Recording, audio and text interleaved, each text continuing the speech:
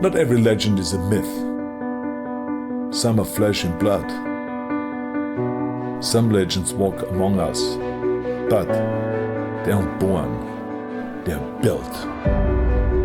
Legends are made from iron and sweat, mind and muscle, blood and vision, and victory. Legends are champions. They grow. They win. They conquer. There's a legend behind every legacy. There's a blueprint behind every legend. I'm Arnold Schwarzenegger. This is my blueprint.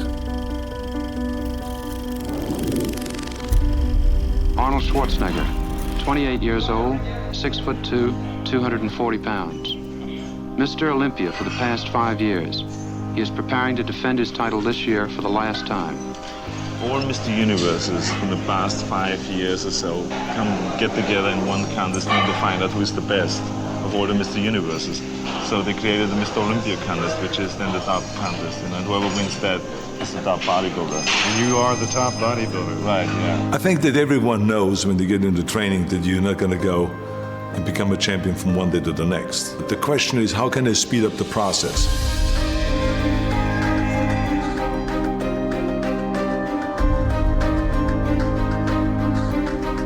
And then the important thing is that you train the proper way, which is to train the basics. That if it is the squats, if the two-arm curl, if it's the bent over rowing, if it's the clean and the press, the bench press, the incline press, the dumbbell press, all of those basic exercises. And that's what you need to do, especially the last 3 months before competition. You got to shock the muscle, and shock the muscle with different kind of training principles.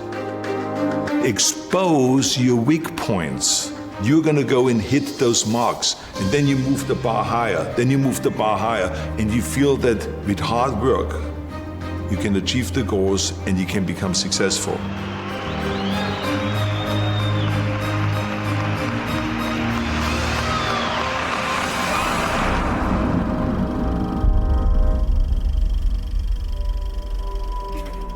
The important thing for people to recognize is that not everyone wants to be a champion. Not everyone has the desire to stand on stage, to stay up there on stage and win Mr. Universe or Mr. America, the world's best built man and Mr. Olympia and all of those kind of titles. No, but they can apply the same principles.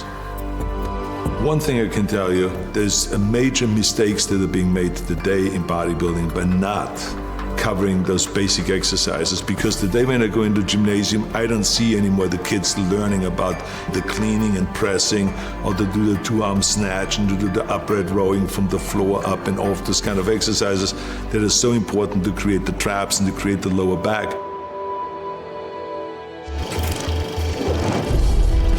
I think that the 3 exercises for chest that I have always done, the first year when I started training and the last year when I was training, is bench press, incline press in different levels. So to start low, medium and high, and then flies. I mean, to me, the flies was an exercise that gave me the full pectoral muscle development, because I went all the way out and almost hitting the ground. And I was a big believer in expanding the chest as much as possible and giving that stretch, because remember, with muscles, the important thing always is to get the stretch and to get the flex. And so to me, that going all the way out with the dumbbells as far as you can to get that stretch, and then to come in and then to have the dumbbells touch and then flex like you're doing the most muscle on top, and then going out again. Those are the kind of exercises to me that were like, you could not replace them with any machine. This was it. One of the main things, of course, in order to create size and to create muscle growth, which sometimes the body will hit a wall. And what that basically means is that the body is saying, look, I know all your tricks. I know you're gonna start first with bench press. And then I know you're gonna walk over to the chin-up bar and do chin-ups. And then I know you're coming back to the bench press, and then you go to the chin-up bar and come back to bench press. I know that routine. I know exactly everything you do, and I am prepared for that. So you have to go and use the shocking principle. If the body and if this chest knows that I'm going to start with 135 and then I go to 225 and do 275, I'm going to go and start now with 315. And I'm going to do 20 reps with 315. And then I'm going to go and have the guys pull off plates. And then I have 225 left. And then I'm going to do another 10 reps. And then I'm going to have them take off another 45-pound plate, and then I have 135 left. And then I'm going to go to do another 10 reps. Or maybe if I can, do 15 or 20 reps. And let's see if the pectoral muscle is used to that. And then all of a sudden you will find that your pectoral muscle is shaking after that, and you don't know what to do because it's cramping and it is being tortured, and it is in pain because you've now shocked the muscle. Bent over rowing with a barbell and the T-bar rowing. I mean, any kind of a rowing exercise that gives you the thickness. Those are the exercises I always rely to, again, from the beginning to the end. There's a lot of bodybuilders that have a kind of a deficiency when it comes to the lower back and to the striation of the lower back, which you only get from stiff-legged deadlifts and from regular deadlift and from bent over rowing and all the stuff without supporting your chest. You got to let your body free and let the lower back hold you up while you're doing the bent over rowing. And we did like off the bench, balancing on the bench up to 315 pounds bent over rowing, because that's what gave you then that strength in the back and gave you the thickness of the back. Because remember, when you train the back, you need the width and you need the thickness. But you need the thickness on the lower part of the back, you need the thickness on the top of the back and the outer back and then the center back. So you got to train and find exercises for all of those different things. Curls, barbell curls. I was up doing reps with 275 in the barbell curl. Many times we would start out with a heavy weight, and do just one rep. Then have them pull off plates on the curl, but just enough that they can now do 2 reps. Then pull off plates and do 3 reps. Then pull off more plates and do 4 reps after that. And so this is how I would go up until, without ever putting the bar down, to really let the bicep know, you don't know what's coming. You're not going to get used to my training method. I'm going to have all kinds of tricks up my sleeve. But I mean, it was absolutely essential to do the barbell curl to create the thickness of the bicep, to do the dumbbell curl on an inclined bench, and to do the concentration curl. Because the concentration curl isolated the biceps with heavy weights, not with light weight, but with heavy weight, but to isolate it and to really concentrate and to create that peak on the outside of the bicep that you need when you do your back shots.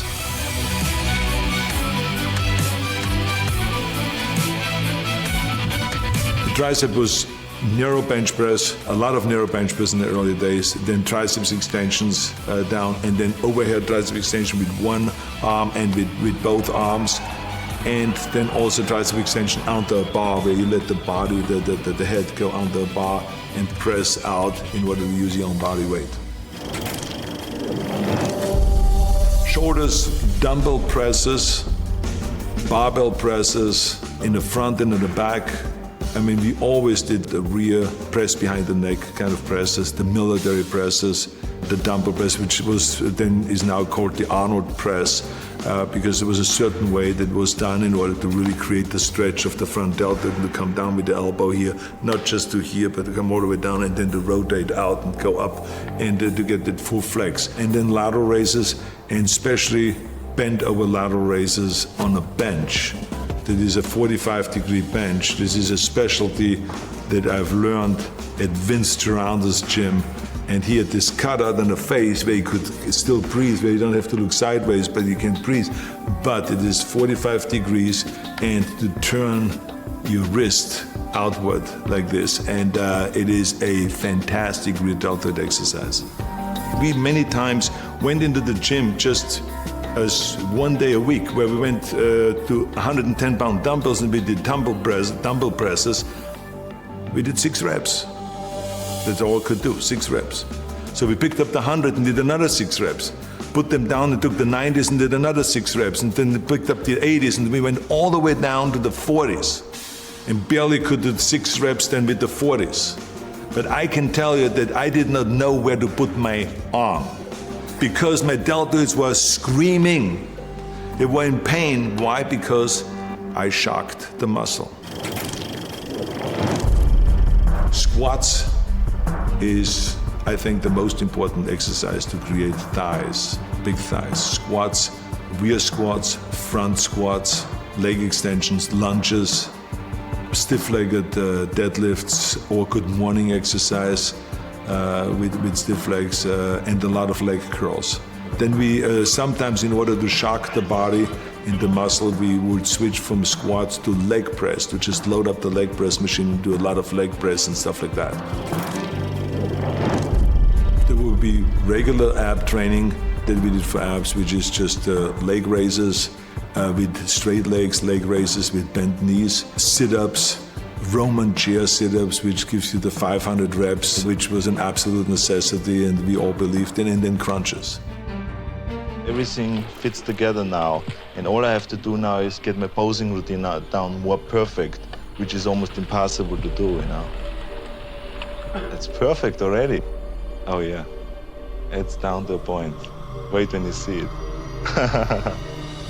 I think the important thing is that you always go all out in every set, and that you really, don't save yourself for the next set, because that's another big mistake that a lot of people make. They say, okay, I'm going to do 20 sets, so I better take it easy in the 3rd and 4th set, and then the 5th set, and then the 10th set, because I still have 10 sets to go. But that's the wrong approach. Each set ought to be going all out. I think the most important thing is that you eat the right way and that you get in the amount of protein that your body needs. And there's always, of course, a debate, how much protein does the body need? I always lived off the formula that for every pound of body weight, I want to get 1 gram of protein. The challenge, of course, is that how do you get this 250 grams into the body and have the body take it all in rather than just letting it go through. I felt like that for me, it worked best when I had 5 meals a day. There's some people that can work with 3 meals. For me, 5 meals was the answer. And the reason is because I never was a big eater. I always felt comfortable with a regular sized steak. If you give me a 10-ounce steak, even in my heyday, I was happy. And to have a little bit of vegetables, so to have some sliced tomatoes on it and then some salad or something like that, I'm fine. In the morning, if you gave me just 3 scrambled eggs with a little bit of bacon and or sausage with some cut in tomatoes and onions, I was fine with that. The only thing is that 2 hours later, after that breakfast, I was hungry. And so when I was sitting there at Santa Monica City College, or I was on a workplace doing construction work, or wherever I was, I would pull out of my bag a little plastic container that had a cup on it that you usually use at the bar to mix things at the bar. And I would have my milk in there, and I would have my protein powder in there and everything like this, and I would just close it up and then put it in my bag. And then I would be sitting in the classroom and I would just pull it out, shake it up like that. Everyone would be looking kind of, what the hell is he doing now? And I would be shaking my protein, then just like a bartender doing all the little tricks, and then I would drink it, close it up and put it away. And that to me was the additional kind of 30 grams of protein that I needed at that time. And then I would be, an hour later going to the gym, and then we'll be working out for 2.5 hours, and then we would go for lunch, and there will be a late lunch, and then we will have again a regular steak, and then 2 hours later after that, I will have another one of those protein drinks. So I would have 2 times a day protein drinks.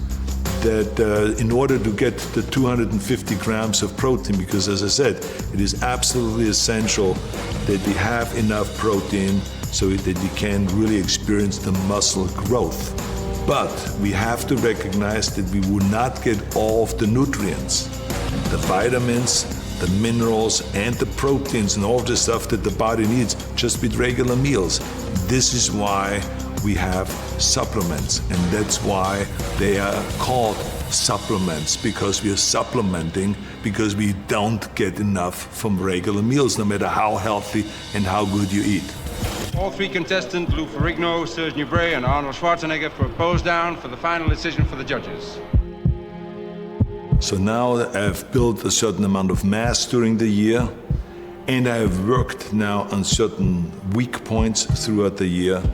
And now with the combination of the diet and of higher repetitions and more exercises and more sets, take that mass and chisel it down and work on the details. And that's why I call the period before competition the most exciting period, because that's where you really have to concentrate, pay close attention to it every day, look at yourself in the mirror in an honest way, and expose your weak points. That motivates you then. That's what makes you train harder. So you got to expose those weak points. But the key thing is to set little goals, to do the training every day, to eat the right way, and you're gonna go and hit those marks. And then you move the bar higher, then you move the bar higher.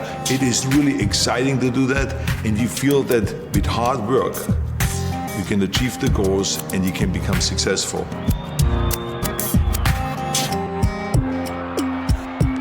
The training principles and the nutrition principles and the kind of protein that you need and vitamins you need and minerals you need and all of this kind of supplements, it all still stays exactly the same. That is the important thing.